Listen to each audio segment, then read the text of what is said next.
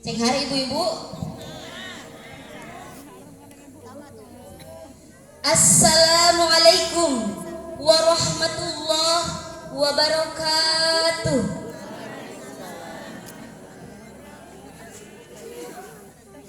Bismillahirrahmanirrahim. Alhamdulillahi rabbil alamin. Wassalatu wassalamu ala asrafil anbiya'i wal mursalin wa ala alihi wa ashabihi ajma'in. Amma ba'du. Puji dan syukur marilah kita panjatkan kehadirat Allah yang Maha Ghafur. Salawat bertangkaikan salam semoga tercurah limpahkan kepada junjungan alam Nabi besar kita, yakni Kanjeng Nabi Muhammad sallallahu alaihi wasallam, kepada keluarganya, sahabatnya, tabi'in dan tabi'atnya, dan mudah-mudahan sampai kepada kita semua selaku umatnya yang insya Allah mendapatkan rahmat ila yaumil qiyamah. Amin. Amin. Yang terhormat pimpinan Pondok Pesantren Thoriqul Huda beserta keluarga, semoga Allah muliakan. Amin. Para bapak-bapak kampung Ciputat dan ibu-ibu anuku Allah dipikarindu, mudah-mudahan Allah muliakan. Amin.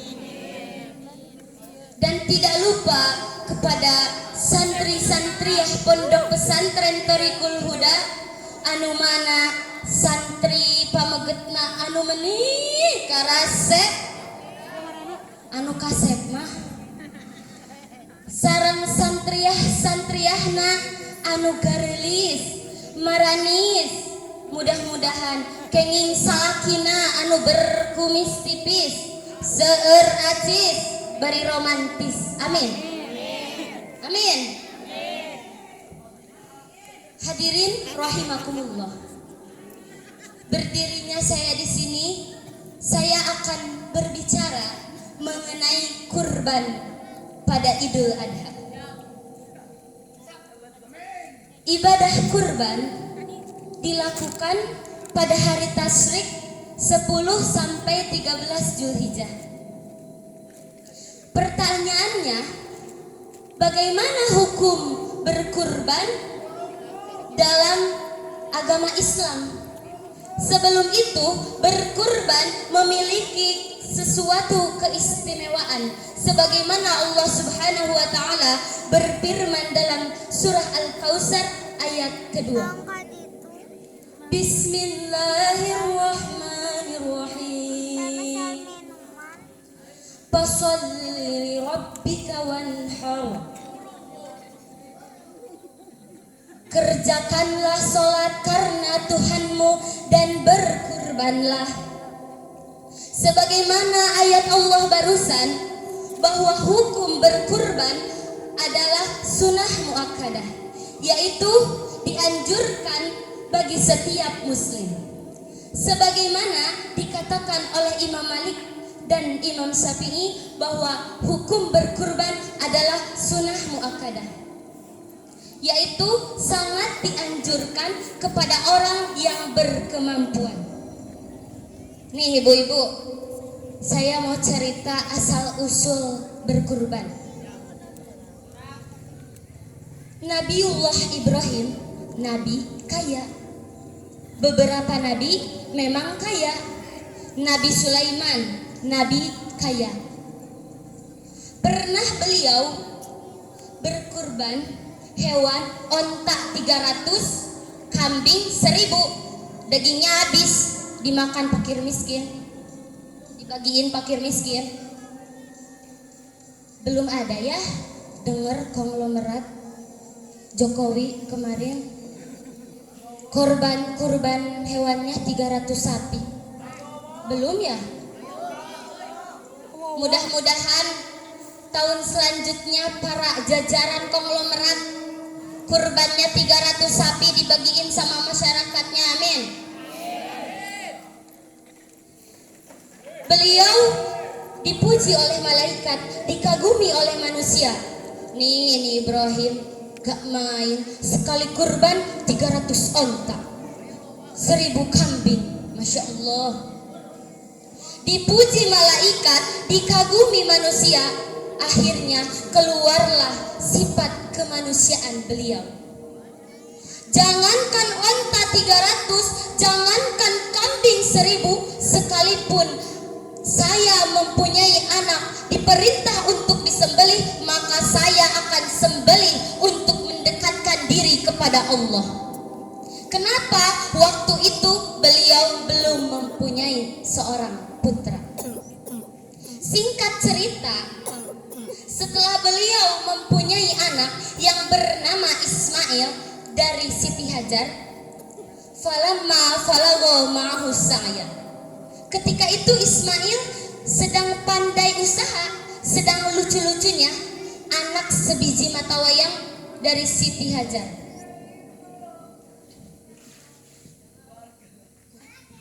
Ketika saat itu turun perintah dalam mimpinya Nabi Ibrahim. Wahai Ibrahim, kufi binudrika. Bayarlah nadarmu. Nadar apa? Engkau dulu pernah berbicara bahwa jangankan onta 300, jangankan kambing 1000, sekalipun anak saya andai kata diperintah untuk disembelih, maka saya akan sembelih. Pagi-paginya Ibrahim mikir, ini perintah Allah apa bisikan setan? Bisikan setan kok jelas amat. Bisikan kalau emang ini perintah Allah, kecida-cida teuing anak hiji-hiji nakalah dititah dipencit, kebangetan amat. 3 malam bergantian, maka yakinlah Ibrahim bahwa itu perintah dari Allah. Pagi-paginya Ibrahim datang kepada istri tercintanya, Siti Hajar. Wahai Siti Hajar. Iya, ada apa bang? Di mana Ismail? Ada bang? Apakah dia sudah mandi? Sudah bang.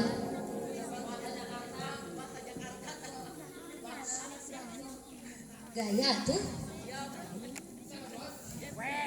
Here. Suruh dia memakai baju bagus. Mau dibawa kemana bang? Mau dibawa ke kondangan. Setelah itu Nabi Ibrahim dan Ismail berangkat, dilepas oleh pandangan ibunya. Setelah itu, pada saat itu iblis repot, iblis riweuh. Gelo ieu jelema anak hiji-hijina ek dibencit. Kalau kayak gini bisa sepi tuh neraka, gak ada penghuni. Akhirnya iblis datang kepada Ibrahim. Wahai Ibrahim, mau dibawa kemana itu anakmu? Mau dibawa ke Jabal, ke bukit. Mau disembelih. Kenapa kau sembelih? Perintah Allah. Jangan. Kalau dalam bahasa Qur'annya, wa inni lakum wa minan nasihin. Jangan kau laksanakan perintah Allah. Wahai iblis, ini perintah Allah. Tidak ada urusannya dengan kamu. Minggir. Dan Ibrahim melemparkan kerikil, yang dimana lemparan kerikil itu menjadi sejarah tradisi dalam ibadah haji. Hoyong ibadah haji. Mudah-mudahan orang sadaya tiasa angkat ke tanah suci. Amin. Kata iblis, mikir lagi. Nih, bininya nih. Biasanya kan istri lebih kuat perasaan daripada pikiran. Akhirnya iblis datang kepada Siti Hajar. Hei Hajar, kau tahu mau dibawa kemana anakmu? Gak tahu, pokoknya mau ke undangan. Lah masa iya ke undangan bawa pisau sama tamang? itu anakmu mau disembelih. Lah kok sampai hati anaknya sendiri mau disembelih? Katanya perintah Allah. Wahai iblis, kalau memang itu perintah Allah, jangankan anak saya Ismail, saya ibunya siap untuk disembelih. Kata iblis, gelo ieu pamajikan kalah arek milu disembelih. Setelah itu iblis mikir lagi, suaminya mantep, istrinya lebih mantep, malah minta pengen disembelih. Akhirnya iblis datang kepada Ismail. Ismail kan ABG, anak baru gede. Ismail datang ke Ismail. Si iblis datang ke Ismail. Kata iblis, wahai Ismail, apakah kau tahu kau mau dibawa kemana? Gak tahu om. Kau mau disembelih oleh bapakmu. Lah kok sampai hati bapakku mau menyembelih aku? Kata iblis, katanya itu perintah Allah. Wahai iblis, kalau memang itu perintah Allah, maka saya siap untuk disembelih. Zuhir fatinse.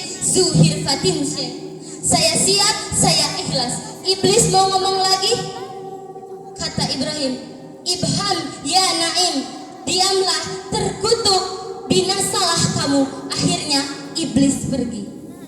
Dan itulah simpul cerita silsilah permusuhan antara iblis dan manusia yang abadi. Hadirin rahimakumullah. Hukum berkurban dalam riwayat Ahmad dan Ibnu Majah dikatakan an Abi Hurairah anna Rasulullah sallallahu alaihi wasallam man kana lahu sa'ah wa lam yadoh fala yaqrabanna musallana. Dari Abu Hurairah, Rasulullah sallallahu alaihi wasallam bersabda, barang siapa yang memiliki kemampuan tapi ia tidak melaksanakan kurban, maka jauhkanlah ia dari tempat sholat kami. Kesimpulan dari cerita tersebut, kita sebagai umat muslim, sebagai umat yang bertakwa, amin, harus senantiasa yakin dan terus berusaha sebesar apapun masalah dan sebesar apapun musibah dari Allah, yakinlah bahwa Allah akan memberikan kebahagiaan di kemudian hari. Dan kita sebagai santri haruslah senantiasa untuk selalu semangat belajar, menghafal, dan selalu untuk mencari ridho dari Allah Subhanahu wa Ta'ala. Manfaatkanlah masa mudamu sebelum matimu datang.